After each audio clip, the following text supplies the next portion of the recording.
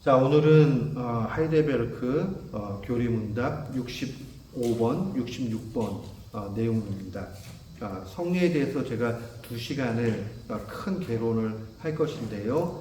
첫 번째 시간으로 성례가 무엇인가 하는 것을 보도록 그렇게 하겠습니다. 우리가 성례라고 얘기하면 거룩한 예식이다 이렇게 이야기를 해요. 그런데 로마 가톨릭 교회와 우리와는 성례가 좀 달라요. 우리에게는 2개만이 성례입니다. 2개. 근데 로마 가톨릭은 7개예요. 그래서 로마 가톨릭은 7성례라고 얘기하고 우리는 그냥 2성례라고라는 말은 잘 안 쓰고 그냥 성례다 이렇게만 사용을 합니다. 성례는 개신교회에서 2개가 있습니다. 뭐와 뭐죠? 세례와 성찬이 있습니다. 자, 세례라는 것은 우리가 신앙으로 들어와서 교회 공동체 안에서 공적으로 자기 신앙을 고백하고 은혜의 표를 얻는 그러한 시간입니다. 그런데 세례는 그렇기 때문에 자기의 전생의 가운데 한 번이 있어요. 한 번. 그런데 이 세례 이후에는 다 성찬을 받을 수 있습니다. 그래서 성찬은 자주 받을수록 유익하다. 그러니까 우리 교회는 지금 한 달에 한 번 정도 이렇게 하고 있는데 내년에는 한 달에 2번 정도 하려고 합니다. 왜냐하면 성찬의 은혜는 굉장히 크기 때문에 그래요. 그래서 제가 성찬을 할 때 좀 세부적으로 어떤 은혜가 있는지는 살펴 이야기하고요. 오늘은 큰 틀에서 성례가 무엇인가 하는 것을 좀 보도록 그렇게 하겠습니다. 자, 우리가 성례를 이야기하고자 하면 기억을 해야 되는 게 믿음에 대해서 좀 생각을 해야 돼요. 믿음에 대해서. 자, 우리 고린도전서 1장 30절. 제가 핸드아웃에는 집어넣었는데 성경책 좀 찾으면 좋을 것 같아요. 고린도전서 1장 30절.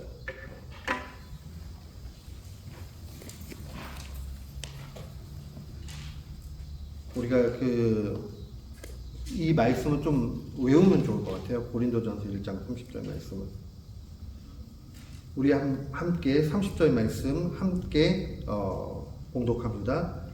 너희는 하나님으로부터 나서 그리스도 예수 안에 있고 예수는 하나님으로부터 나와서 우리에게 지혜와 의로움과 거룩함과 구원함이 되셨다. 이렇게 증거를 합니다. 여기에 보면은 이 말씀에 보면 하나님 예수 그리스도 신자 이렇게 큰 그림으로 볼 수가 있어요. 그런데 예수 그리스도와 하나님과의 관계, 우리와 하나님과의 관계가 조금 달라요. 그죠? 단어가 한국말로 번역 잘 해놨어요. 하나님으로부터 예수 그리스도는 어떻게 됐다고 나와요? 나와서 이렇게 얘기를 하고요. 우리는요. 하나님으로부터 성경책에 나와 있잖아요. 나서 이렇게 돼 있죠. 네. 이거 다 찾아가지고 잘 보셔야 돼요. 자, 하나님으로부터 나왔다라는 말하고 하나님으로부터 나았다라는 말하고 왜 이렇게 구별해가지고 사용을 했을까요?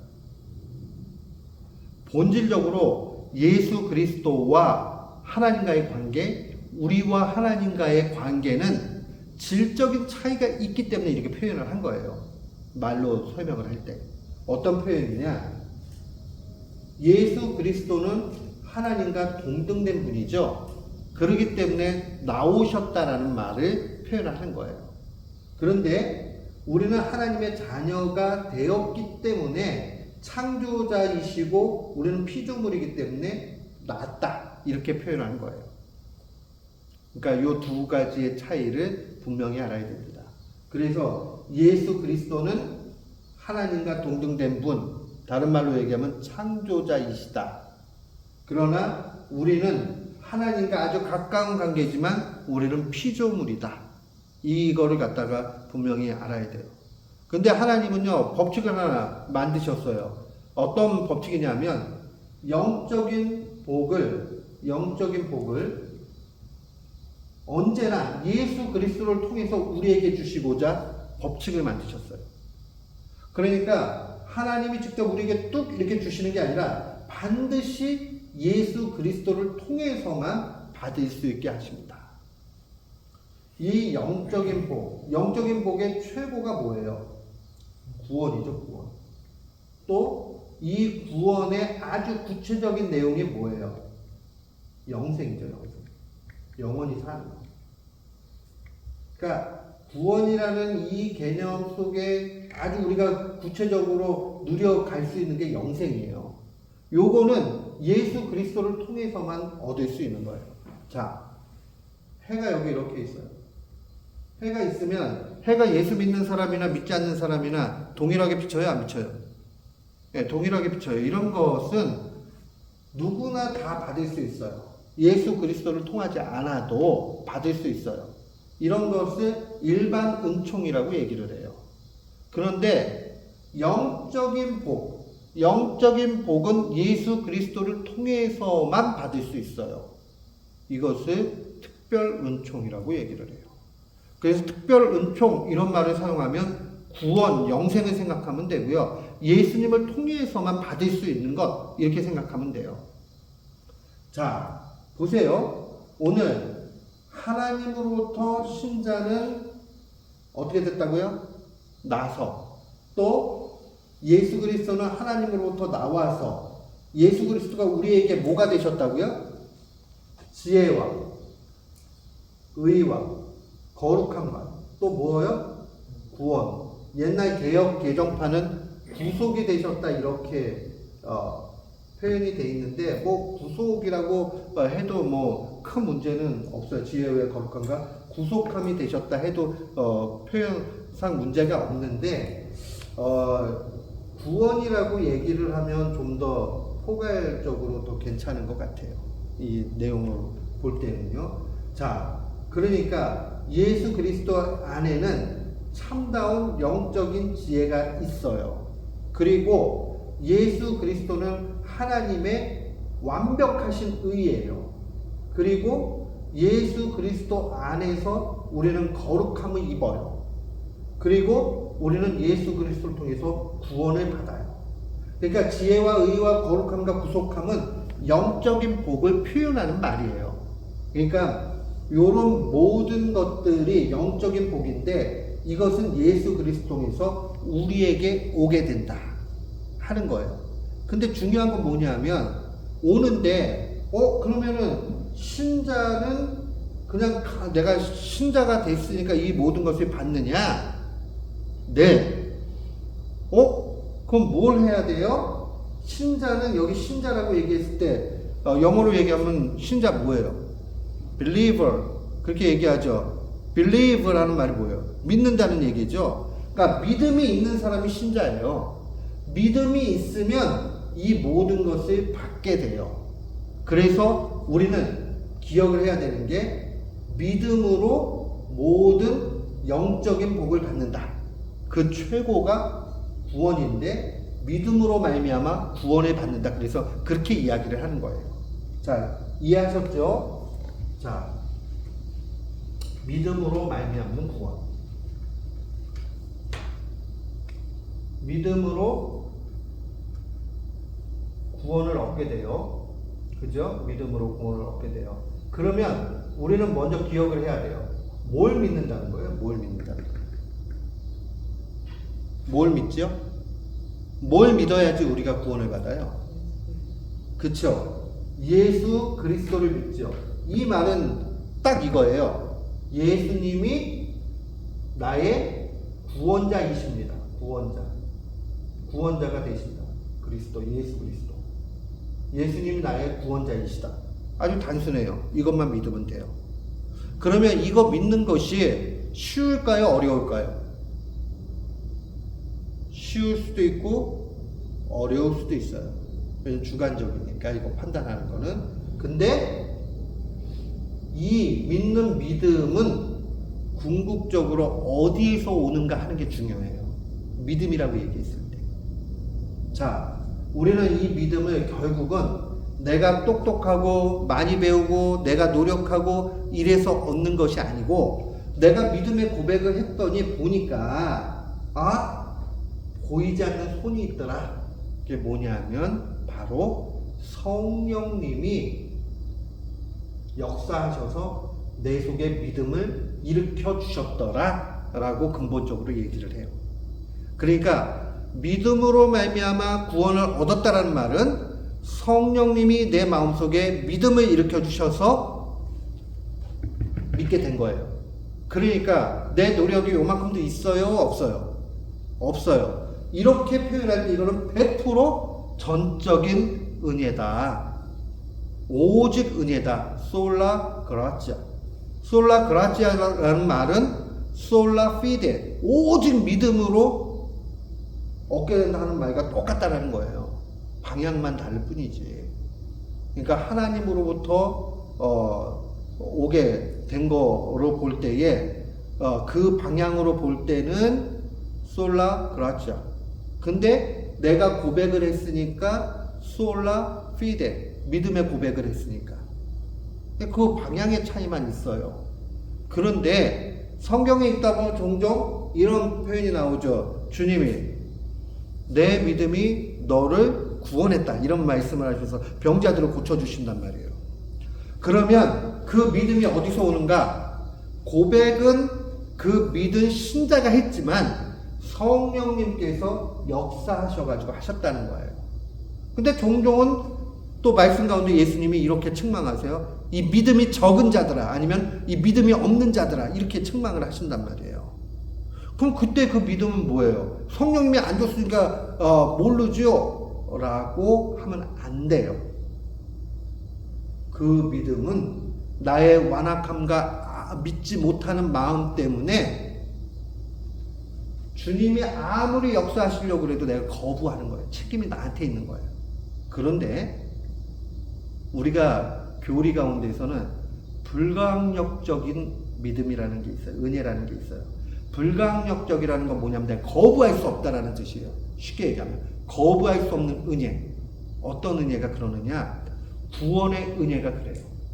그래서 주님이 선택한 사람에 대해서는 반드시 구원을 이루세요. 거부할 수가 없는 거예요. 이해하셨죠? 그러니까 믿음이라고 얘기하면 성령님을 통해서 내가 얻게 되는 것이다. 그러나 책임 문제가 대두가 될 때는 내가 믿음이 없는 것은 나의 문제다라는 걸 정확하게 알아야 돼요. 그래서 믿음은 여러 가지로 믿음이라는 말로 표현이 되지만 때로는 이 믿음이라는 게 주님의 은혜에 대한 반응이 있기도 할 때가 있어요. 그 반응. 근데 그 반응의 시작이 어디로부터 있느냐? 하는 것이 성령님이다. 이렇게 얘기하는 거예요. 좀 어려워요? 그 머리를 조금 쉽게 이렇게 살펴보면 이렇게 생각하면 돼요. 내가 믿음의 고백을 해도 이 모든 것은 성령님의 역사다. 너 왜 이렇게 믿음 없냐? 주님께 책망받았어요. 내가 믿음 없는 것은 주님이 안 주셔서가 아니라 내가 악해서 그 믿음을 받지 못한 것이다. 책임은 나한테 있는 거죠. 근데 구원의 만큼은 주님이 택하신 자에게는 거부할 수 없는 은혜로 역사하세요. 그러니까 다리 몽댕이를 부러뜨리든 어떻게 하든지 구원까지 이끌어 가세요. 그러니까 확신이 있죠. 나한테 달려있으면 불안해요. 내가 믿음이 있을 때는 괜찮은데 믿음이 없는 것 같을 때는 구원에 대해서 막 추루가 되는 거 아니까 이런 생각이 든단 말이에요. 근데 성경 말씀 보니까 그렇지 않다. 택정하신 분은 하나님께서 끝까지 구원까지 인도해 가신다. 이제 정리가 좀 되셨나요? 그래서 믿음이 온전하고 믿음이 흔들리지 않기를 간절히 기도해야 돼요.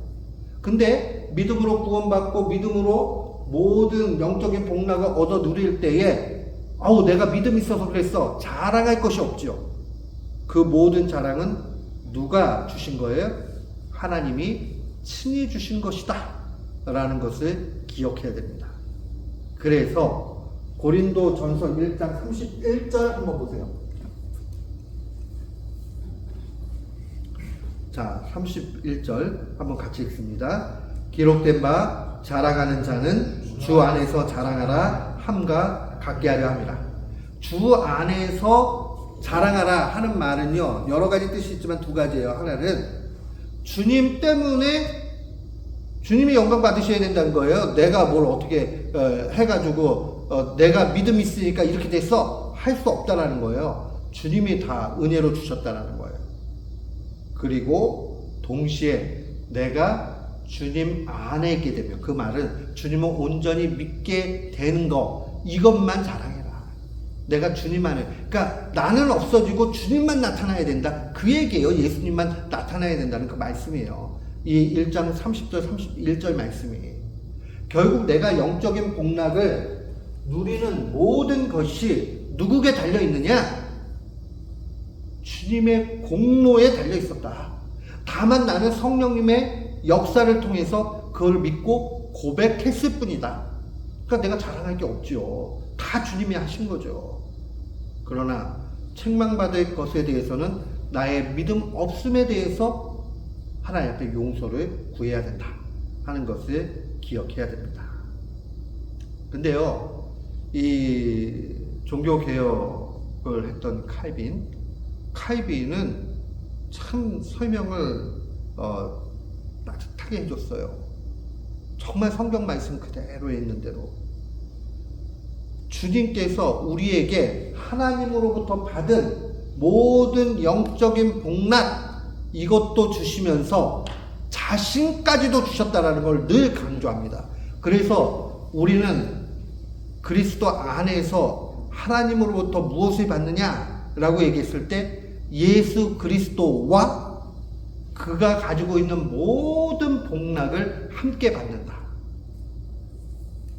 그래서 우리 찬송가 1장 찬양하면 만복의 근원 하나님, 그렇게 얘기하죠. 만복의 근원 하나님.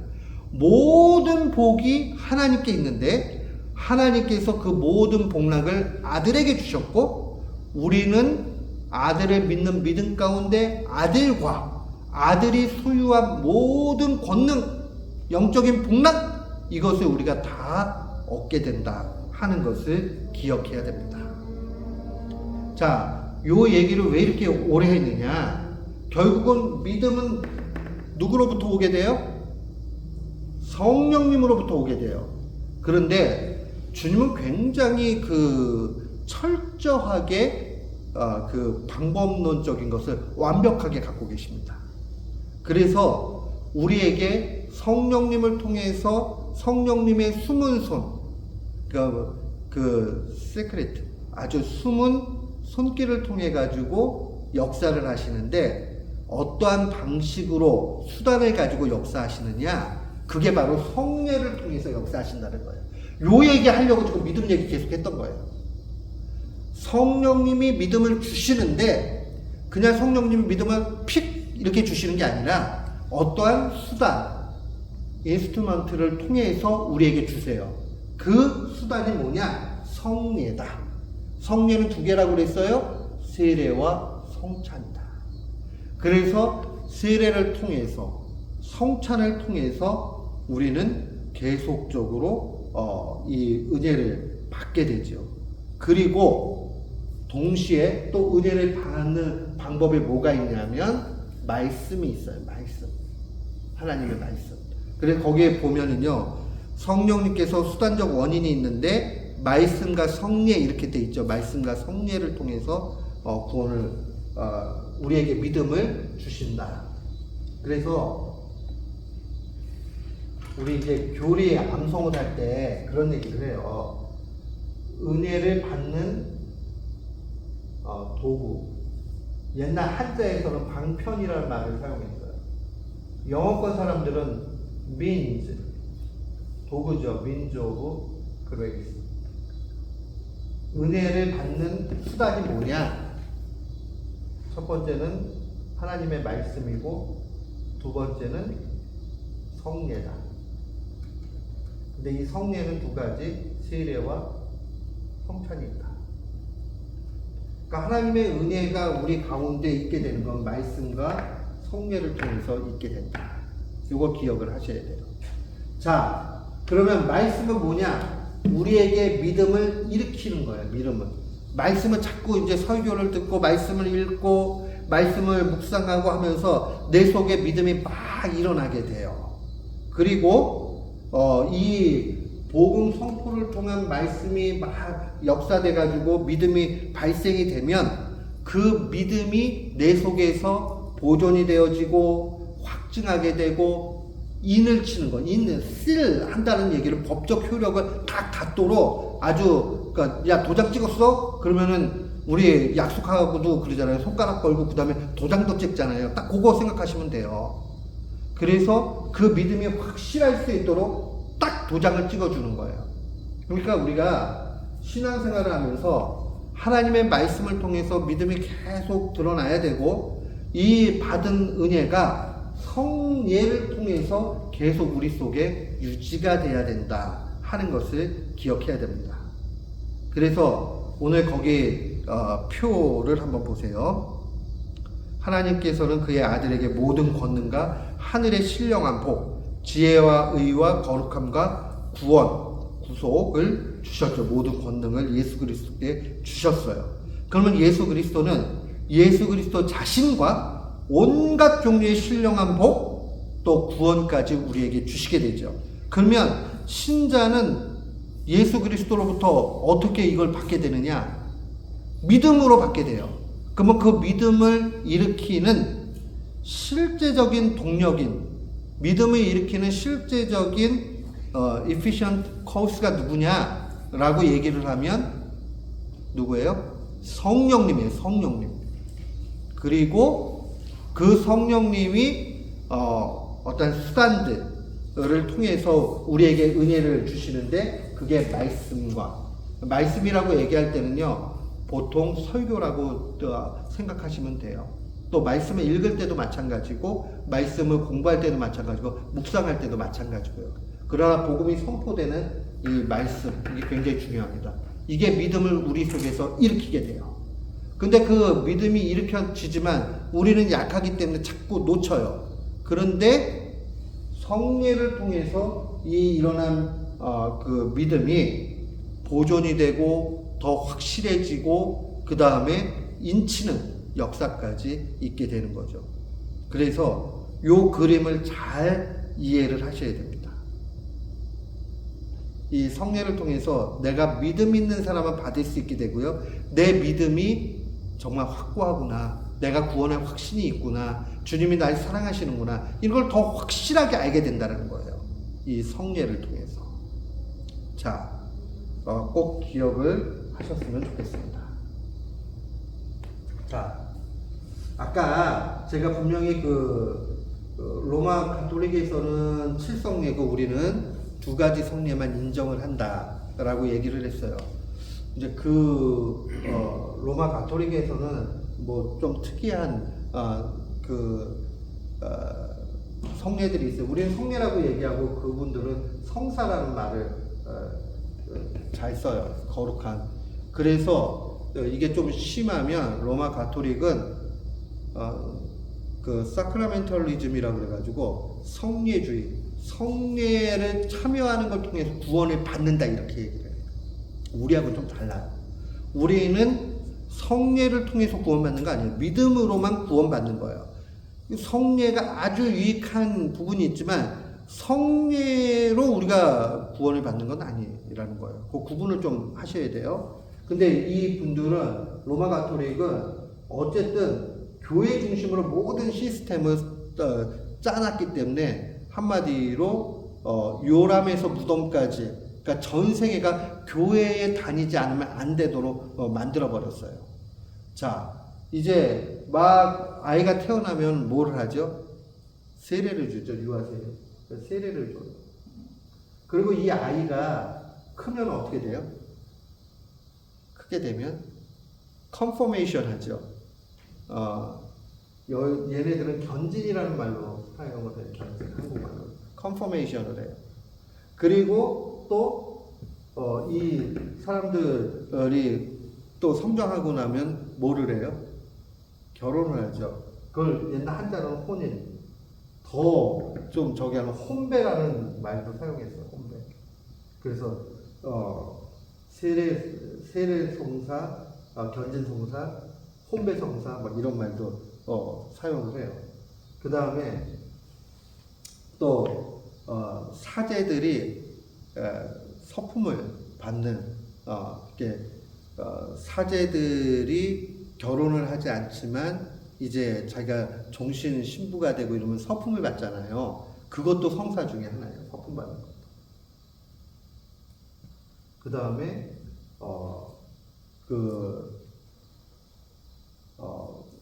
병이 들었을 때 병자들을 갖다가 고치는 의식들을 하는 거, 병자성사 뭐 이런 것도 있고, 그 다음에 마지막에 임종할 때 뭐 종부성사 뭐 이런 것도 있고, 이 총 7가지의 성사가 있어요. 고해성사, 고백성사 뭐 이런 것도 있고. 그래서 결국은 이 생애 전체가 요 시스템 안에 집어넣어가지고 살게 만들었어요. 그러니까는 중세에는 교회를 안 다니고 만약 엑스커뮤니케이션 뭐죠? 그러니까 출교를 당해버리잖아요. 그러면 완전히 다 끊어져 버리는 거예요. 삶이. 그렇게 만들어놨는데 여기에 이제 뭐 다 중요한데 문제들이 있죠.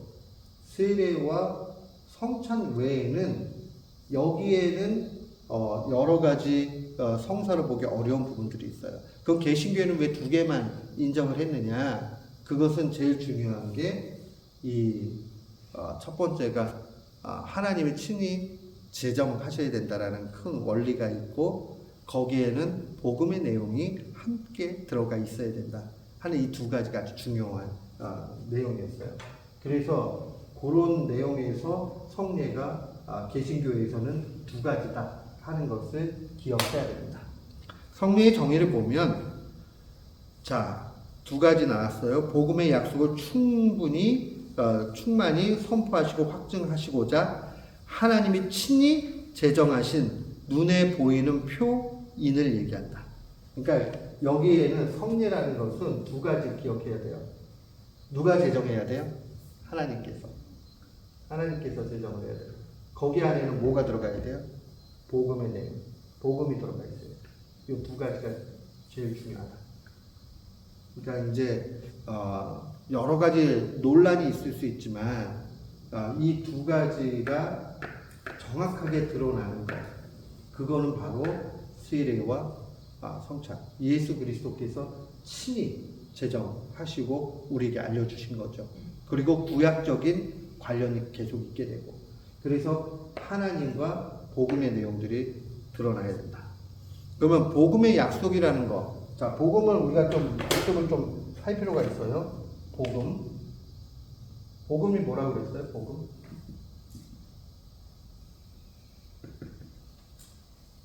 목사님, 복음은 뭐예요? 예수님이 그리스도이시오. 네? 예수가 그리스도. 예수님이 그리스도이시다라는 이 말이 복음이에요. 다른 말로 얘기하면 예수님이 그리스도시다. 이걸 좀 쉽게 얘기하면 뭐예요? 자, 예수님이 나를 구원하셨다. 단순한 짧은 내용이에요. 이게 복음이에요. 왜냐하면 이게 왜 복음이냐? 복음이 복된 소식인데 왜 복음이냐? 돈 없는 사람에게는 돈이 생기는 게 복음일 수 있어요. 의사 선생님이 못 살아요 그러는데 생명을 얻게 되면 그 사람에게는 복음일 거예요. 근데 이런 것들은 다 부분적이고 한시적인 것들이에요. 그러나 우리가 죄의 대가가 사망이에요. 인간이 불행한 이유는 성경은 딱 한 가지만 얘기한다고 그랬죠. 죄라고 얘기했어요. 그런데 이 죄의 문제를 해결하셨다. 예수님이. 그러니까 불행의 원초적인 근본적인 문제가 딱 사라지게 된 거죠. 그렇기 때문에 복음이다. 그래서 마가는 딱 얘기할 때 예수 그리스도의 복음의 시작이다 라는 말로 시작을 하죠. 마가복음 시작을. 그래서 복음은 예수 그리스도다. 그러면 예수 그리스도께서 무엇을 했기 때문에, 그래서 저는 이걸 복음 사건이라고 얘기를 해요. 복음 사건은 뭐예요? 예수님의 십자가 달려 죽으심. 이게 복음 사건이에요. 그래서 복음인 예수 그리스도를 믿으면 당연히 그가 행하신 복음 사건을 믿게 되는 거죠. 그러면 복음 사건으로 좀 들어가서 우리가 생각해 봅시다. 자, 그의 복음 사건의 특징이 있어요. 어디에서 돌아가셨다고요? 십자가에서.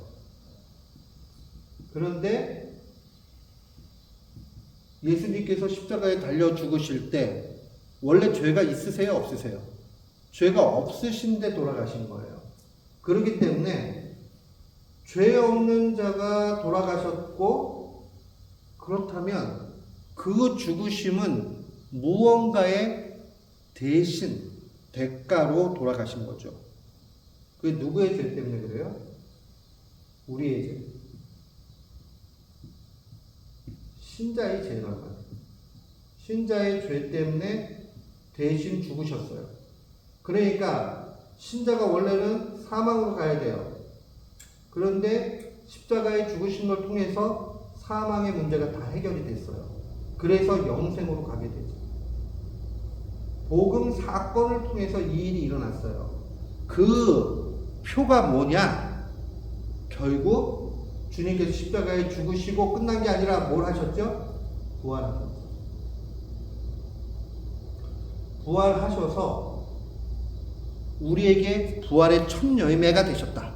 그 말은 우리도 죽지 않고 영생한다 하는 것을 보여주는 가장 중요한 에비던스, 증거가 뭐냐?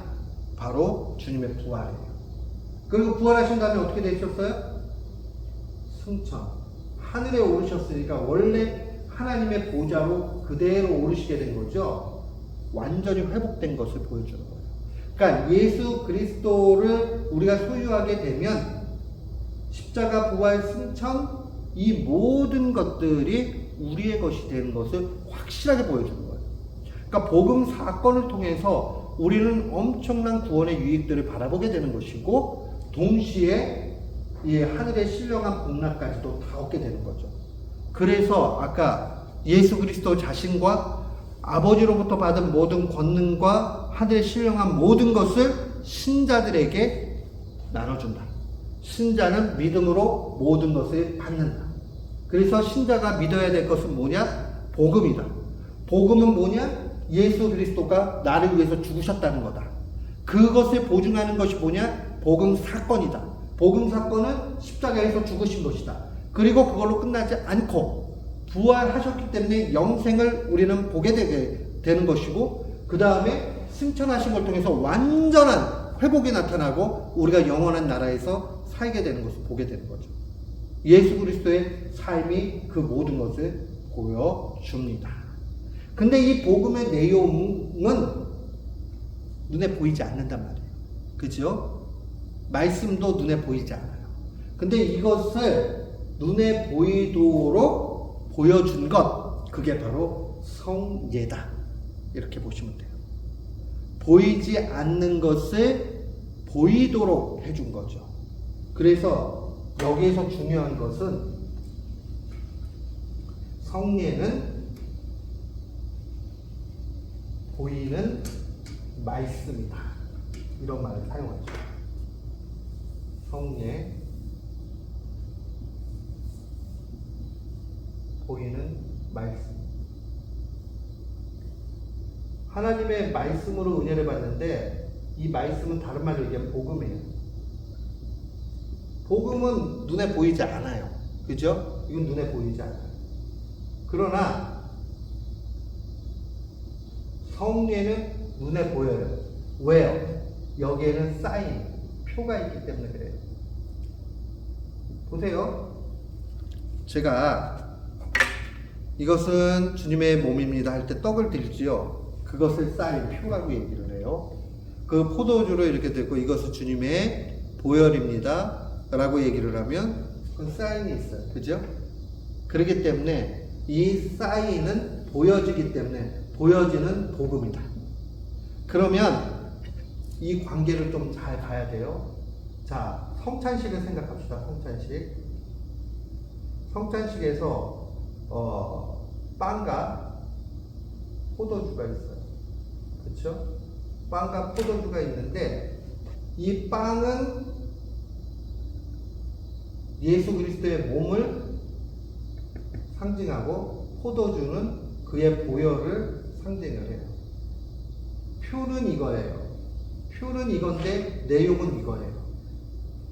요 둘 사이의 관계가 어떻게 되느냐? 이것 때문에 성찬에 대한 수많은 논쟁이 있게 돼요. 그 얘기는 나중에 하게 될 것이고요. 오늘은 언제나 성례에는 이 사인이 있다. 그런데 이 사인은 예수 그리스도와 관련이 된다. 그리고 예수 그리스도의 어떤 것과 관련이 되느냐? 복음과 관련이 된다. 복음은 뭐라고 그랬어요? 예수님이 나를 위해 죽으셨다. 그러니까 이 몸과 보혈은 죽으심, 그것을 표해 주는 거예요. 상징해 준다 하는 것을 꼭 기억을 하셔야 됩니다. 그리고 여기 성례에는 인이 있어요. 이거는 법을 생각하면 돼. 법. 자, 도장 찍으면 어떻게 돼요? 법적 효력이 있게 되는 거죠. 말로 하는 거는 채택될 수도 있고 안 될 수도 있어요. 근데 문서로 해가지고 도장을 딱 찍어버리는 거는 법적 효력이 끝나버린 거예요. 그러니까 이 보이는 말씀 안에는 실제적인 이러한 표로 눈에 보이는 것이 있고, 그 다음에 인이 있기 때문에 그 효능에 법적 효력이 있다. 이 두 가지도 생각을 해야 돼요. 기억을 하셨나요? 자, 그래서 성례의 정의를 볼게요. 그 십자가 사건으로 죄사함과 영생을 베푸신다는 복음의 내용들, 그것이 눈에 사인을 통해 가지고 보이게 된다는 거죠. 그런데 이 사인은 눈에는 사인만 보이지만 실제로는 그 내용에 있어서는 그리스도의 이 몸과 피를 먹고 마시는 걸 통해서 구원이라는 것에 확신을 갖는 도장을 찍게 된다 하는 것이에요. 그래서 사인과 실이 있다 하는 것을 기억해야 됩니다. 그러면 성례를 왜 주셨는가? 근데 되게 중요한 거예요. 이 성례는 주님께서 이것을 계속 지키라고 말씀하셨는데 누구에게 말씀하신 거냐? 교회에게 주셨다는 걸 놓치지 마세요. 오늘날 한국교회는 조금 교회가 문제가 많다 이래가지고 교회의 중요성이 다 무너져 버렸어요. 근데 성례는요, 개인에게 준 게 아니에요. 개인에게. 성례는 교회에다가 주셨다. 그래서 칼빈의 이야기를 할 때에 하나님께서 은혜를 주시는 그러한 그리스도의 은혜를 주시는 외적인 수단이 교회고, 그래서 어머니 품이라는 말을 사용을 했어요. 교회고, 교회 안에 보조자들, 사람을 두었는데 목사와 교사를 두었다. 교사는 신학교 교수들을 얘기하는 거예요. 그러니까 성경의 내용을 가르치는 자. 목사는 목양하는 사람이죠. 목사와 교사를 두셨고, 목사, 교사들의 주된 일은 말씀 사역자예요. 말씀을. 그리고 이 말씀 사역자들은 목회를 하면서 성례를 시행하게 되죠. 근데 이 모든 게 교회에게 주어진 일이에요. 교회. 그래서 교회를 떠나면 성례를 받지 못하게 된다는 걸 기억을 하셔야 됩니다. 그래서 하나님께서는 성례를 통해 복음의 약속을 정확하게 보여주셨다. 그래서 우리가 하나님 앞에 감사하고 믿음과 선한 양심을 유지할 수 있도록 이 교회의 틀 안에서 성장하게 되는 거예요. 그러니까 교회 떠나면은 믿음이 온전할 수가 없어요. 그 다음에 이단교회가 성찬식 하는 거 봤어요? 그거 희한해요. 이단교회가 기존 교회들을 다 흉내내는데 희한하게 성찬식 안 합니다. 그래서 그게 왜 그런지는 저도 아직은 잘 모르겠어요. 이제 앞으로 나타날 이단들이 아니면은 유사한 그 사이비들이 바꿔가지고 이 성찬식을 하는지는 몰라도 근본적으로 이렇게 드러난 이단들은 대체로 이 성찬을 하지 않습니다. 그래서 참된 교회와 이단 교회를 구분하는 표가 되기도 하죠. 여기서 표는 마크를 얘기합니다. 그 다음에 제가 성찬식 할 때 언제나 그렇게 얘기하죠. 우리가 그리스도 안에 형제 자매 된 것을 감사하는 마음으로 서로 축복하면서 같이 먹읍시다 하잖아요. 성도의 교제가 이 안에서 일어난다. 그래서 제가 아는 목사님은 성찬식을 매주 시행하는 것 통해서 큰 은혜를 받았는데 교회가 분열되지 않더라고 했어요. 그 목사님은. 그러니까 목회를 하다 보면 꼭 이게 성도들이 분리가 돼가지고 일부 막 나가기도 하고 막 계속 그러는 거예요. 근데 이분이 성찬의 은혜를 받고 성찬식을 한 달에 한 번씩 지금은 한 달에 2번이에요. 한 달에 2번씩 그렇게 성찬식을 하고 나니까 마음이 나뉘지 않더라. 그러니까 성령님께서 그 안에서 역사해 주신다는 거죠. 요걸 좀 잘 기억을 하셨으면 좋겠습니다. 그래서 성례에서 그 사인이 나타내는 것은 아까도 얘기했지만은 예수 그리스도의 복음을 나타낸다. 그래서 그 눈에 보이는 걸 통해서 성령님이 역사하는 것을 더 확증하게 되는 거죠. 그래서 성례적 연합이라고 얘기할 때는 2가지를 기억을 해야 돼요. 성례적 연합이라는 것은 요 표 지시물 있죠. 아까 전에 빵과 포도주, 이것은 복음과 연결된다는 거죠. 그러니까 예수 그리스도의 몸과 피라는 말은 복음, 주님 나를 위해서 죽으셨다.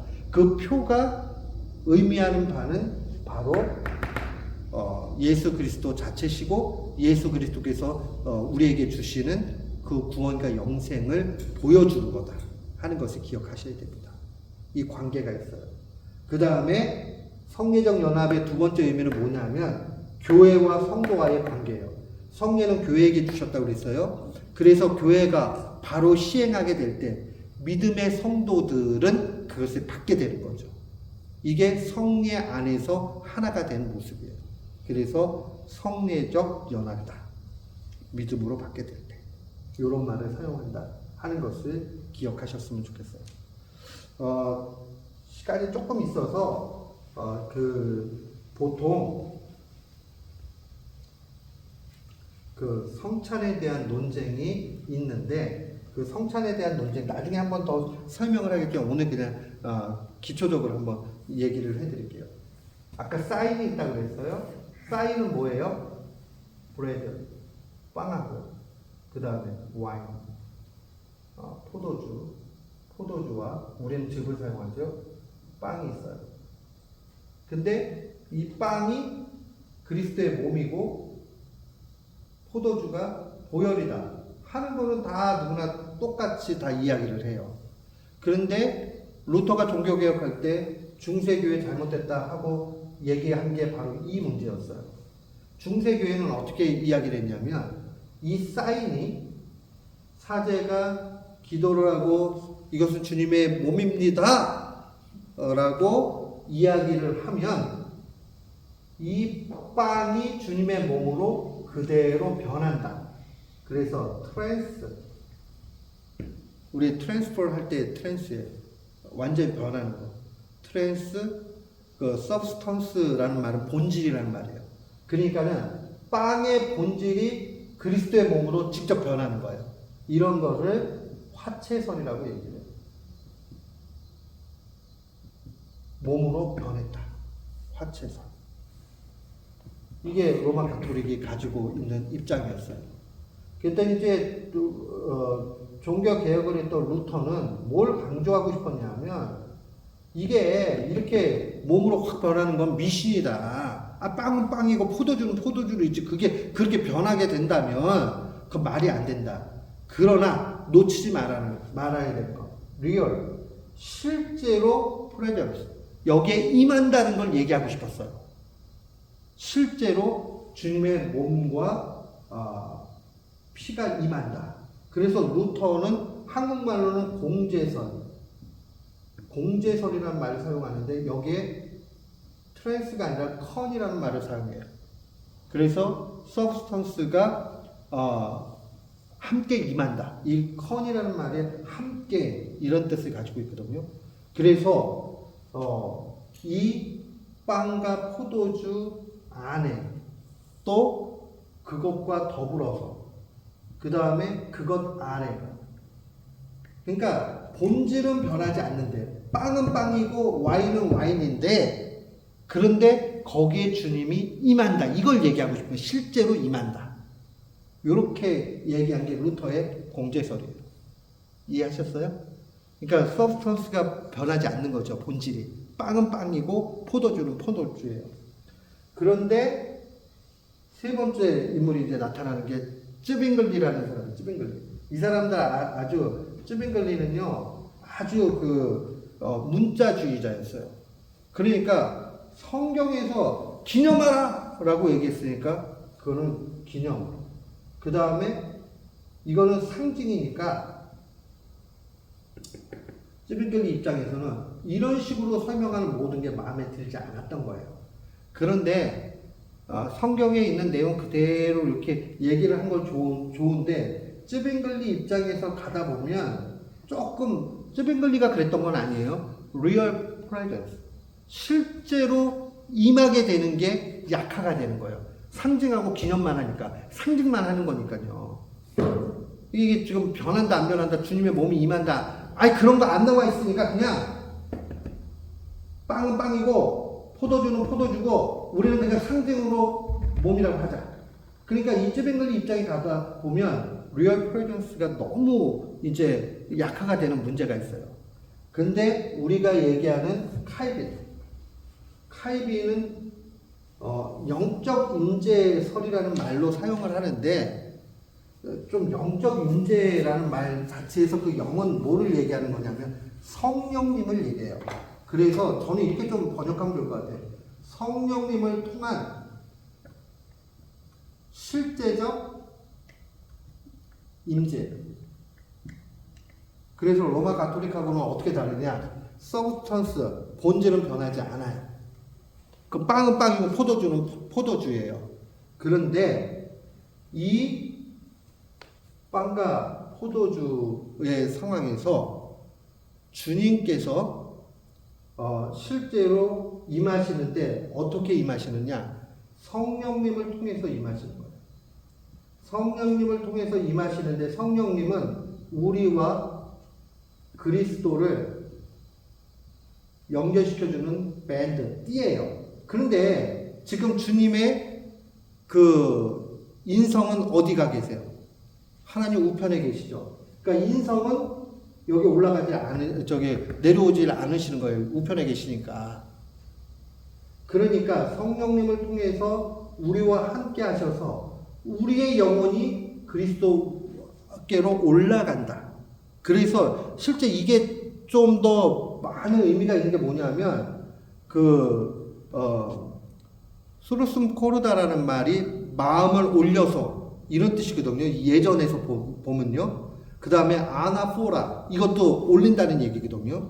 우리의 마음을 들어서 코르다가 마음이에요. 수루숨은 위를 향하는 거예요. 그러니까 위로 올려서 그 다음에 아나포라라는 말도 우리가 위로 올린다 이런 뜻을 가지고 있어요. 그러니까 천상의 그리스도를 바라볼 때에 성령님을 통해서 임재하신 그리스도와 우리가 연합이 되고 우리의 영혼이 그 앞으로 나아간다. 그런 의미를 가지고 있어요. 예배가.